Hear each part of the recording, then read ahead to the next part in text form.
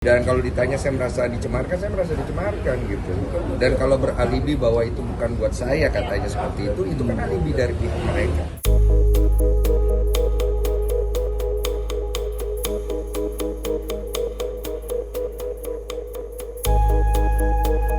Tadi udah disampaikan juga, jadi kalau kita kan memang melihat ini kan kasus yang terkait dari 10 tahun yang lalu dan ingin kita selesaikan secara hukum dengan kerugian-kerugian dalam bentuk material, kemudian nama baik rusak, terus kemudian gagal nikah berapa kali, pokoknya semua kerugian yang menurut Pak Polisi tadi kira-kira bisa dimasukkan, saya masukkan semua gitu, termasuk peneroran, saya mengalami teror dulu ya berapa kali, teror segala macam. Jadi itu kita masukkan semua. Nanti itu kan dibuktikan oleh penyidik. Nah kira-kira valid atau enggak nanti penyidik semua. Udah ada bicara nominal belum Pak? Hah?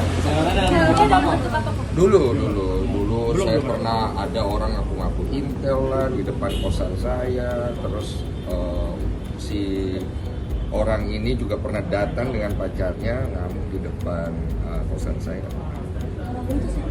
Ya si Lapor. Jadi biar teman-teman tahu ya. Tadi kita masuk jam berapa? Jam 10 ya? Jam 11 ya, jam 11 selesai ini jam 2. Jadi memang panjang sekali harus yang kita sampaikan sehingga 23% itu padat sekali. Ya, padat sekali ya. Ditambahkan lagi bukti-bukti itu ke materi jangan ya.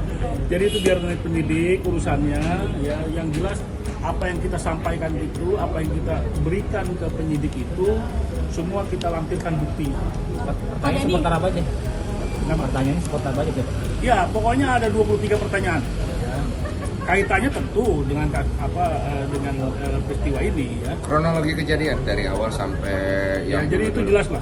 Di sini kan posisinya gini, aku membuat pelaporan itu bukan untuk mau ribut atau perang. Saya membuat pelaporan untuk membawa kasus publik yang sudah 10 tahun ini untuk diselesaikan secara hukum. Karena kita mau menyelesaikan secara publik dari 2019 itu nggak kelar-kelar juga gitu loh. Jadi isu ini menurut aku cukup mengganggu. Dan kalau ditanya saya merasa dicemarkan gitu.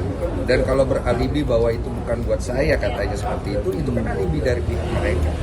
Nanti kita bisa buktikan itulah selama proses penyelidikan dan penyidikan. Ini kalau dia mau beralibi atau dia mau berdalih itu silakan kewenangan dia. Iya. Ya. Tapi yang pasti dari awal kita sudah mau melaporkan ini ke kepolisian dan laporan diterima, kita akan buktikan bahwa ini perkara ini akan terus berlanjut dan ini terpenuhi unsur pidananya. Ya, ini kan sebenarnya kan bukan masalah mulai dan memulai apalah. Saya juga nggak pernah ada ngomong nama dia di podcast. Saya juga ceritakan tentang saya punya pengalaman pernah difitnah. Bukan untuk ngejatuhin dia, tapi untuk membangkitkan semangat orang yang saya sedang ngobrol itu yang juga melakukan kesalahan dalam hidupnya. Dia sharing, saya ini mau pakai acuan apa? Yang saya punya kan cuma pengalaman hidup. Saya ini kan orang pintar. Pernah mengalami banyak hal dalam hidup saya. Inilah ilmu saya yang saya bisa kasih. Tujuannya apa? Tujuannya untuk membantu orang. Karena dulu saya pernah mengalami masalah dan saya kepengen membantu orang sebagaimana saya dulu tolong sama Tuhan itu gitu aja. Tapi kalau kemudian akhirnya nyinggung beberapa pihak, ya kita harus maklumi juga. Tapi kan kita lihat dari unsur pidananya masuk tidak. Nah, saya kan tidak ada melakukan hal seperti itu, maka dia kalau merasa kan tinggal laporkan. Saya merasa kemarin saya laporkan, gitu. Dan saya lihat unsur itu bisa masuk dalam unsur pidana dan dibantu oleh kuasa hukum saya. Itu kita luruskan secara hukum. Kalau ini bicara soal pidana sendiri, ini tega, maksudnya sampai akhirnya mau menjarakan Ferry nggak sih? Jadi gini, tujuan kita itu bukan untuk memenjarakan siapa-siapa. Tujuan kita adalah membawa kasus publik ini ke ranah hukum supaya edukasi hukumnya ada. Gitu. Jadi kalau tujuan dibilang Mas Denny tega menjarain orang, enggak. Kalau saya tega menjarain orang, dari 2019 ketika tes DNA pertama itu sudah keluar, secara valid saya sudah difitnah. Tapi saya tidak melaporkan orang itu ke polisi karena saya masih punya hati nurani. Nah, karena sudah seringnya diulang pola-pola ini dan beralibi, membangun opini, menciptakan asumsi, saya pikir ini arahnya nggak bagus. Nggak bagus buat keluarga saya, nggak bagus buat anaknya dia yang dia bilang mengalami dampak mental psikologi kan. Nggak ada bagusnya. Jadi kita bawa ke ranah hukum supaya di hukum diselesaikan dengan baik, jadi edukasi yang bagus.